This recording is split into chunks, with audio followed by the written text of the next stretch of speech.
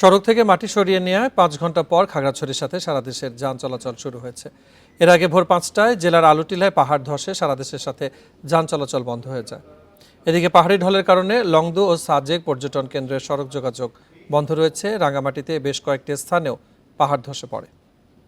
এখন জন্ম সনদ দিয়ে খোলো বিকাশ স্টুডেন্ট অ্যাকাউন্ট। নিজের বিকাশ নিজে কর।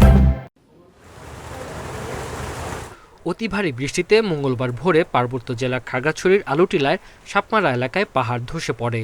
এতে ঢাকা ও চট্টগ্রাম সহ সারা দেশের সাথে জেলার যান চলাচল বন্ধ হয়ে যায়। এ সময় সড়কের দুই পাশে তৈরি হয় যানবাহনের দীর্ঘ সারি।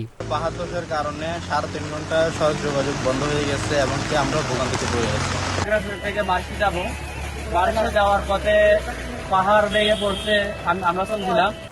সকাল 7টার দিকে ফায়ার সার্ভিসের কর্মীরা ঘটনাস্থলে এসে সড়কের মাটি সরানোর কাজ শুরু করেন। 5 ঘন্টা পর খাগড়াছড়ির সাথে সারা দেশের যান চলাচল শুরু হয়। টিলার নিচে 2 জায়গায় পাহাড় ধস হয়েছে, সেখানেও আমাদের টিম মাটিরাঙ্গা এবং খাগড়াছড়ি টিম কাজ করেছে এবং কাজ করে যান চলাচল স্বাভাবিক করেছে। এই সকাল 8টা বাজে যান চলাচল স্বাভাবিক করেছে।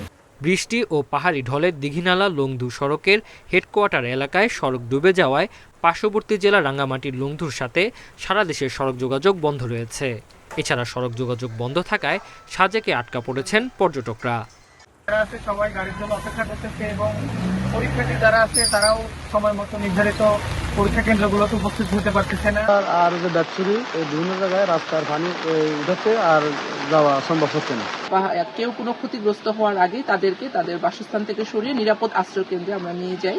সেই উদ্দেশ্যে আমরা আজকে সকলে দেখছি, পরিদর্শন করছি বিভিন্ন স্থাপনা। যে এখন পর্যন্ত আমাদের কাছে ভূমিধসের যেহেতু কোনো খবর নেই, তারপরে আমরা সকলকে সতর্ক করছি। আমাদের আশ্রয় কেন্দ্রে সর্বাত্মক আমাদের করার ব্যবস্থা করা আছে। এদিকে অতি ভারী বৃষ্টিতে সোমবার রাতে পার্বত্য জেলা রাঙ্গামাটির 10টি স্থানে পাহাড় ধসে পরে সেখানে সড়ক ও জনপথ বিভাগের কর্মীরা মাটি সরিয়ে নিলে যান চলাচল শুরু হয়। Tanzil Hasnat, independent news.